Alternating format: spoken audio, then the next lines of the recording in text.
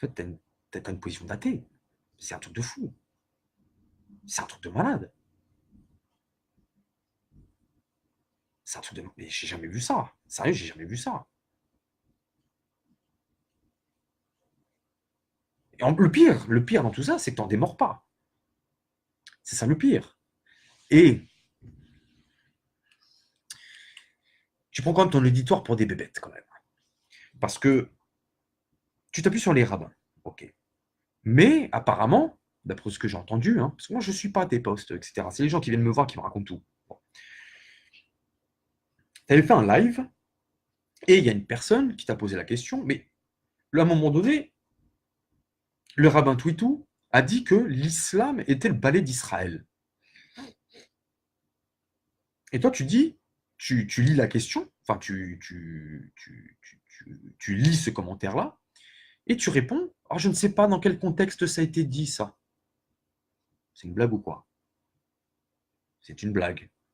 Quand tu as fait le débat avec le rabbin Haggai, tu as fait le débat avec le rabbin Haggai, euh, des gens m'avaient dit que, oh là là, rabbin Haggai, il a avoué que Mohamed était prophète. Moi, je les ai crus. Donc, on s'est appelé, et je t'ai dit, mais donc c'est vrai ça? Tu me dis, oui, il a avoué, etc. Je dis, attends, Karim, tu vas pas y croire. C'est pas une victoire. Le fait qu'un rabbin te dise que Mohamed est un prophète, c'est pas une victoire. Tu sais très, il vous prend pour des bébêtes. Parce que ça, s'il te dit que Mohamed rentre est un prophète, c'est que ça rentre dans son paradigme en tant que rabbin. Comment il peut prétendre que Mohamed est un prophète si Mohamed te dit que Jésus est le Messie? Si Mohamed est un vrai prophète et que Jésus est le Messie, en sachant que même de leur point de vue, normalement, si un vrai prophète, s'il témoigne que quelqu'un d'autre est un prophète, on doit considérer cette personne comme un vrai prophète. C'est dans leur conception. D'accord? Si un vrai prophète dit qu'un tel est un prophète, on doit croire. Bon. Attends.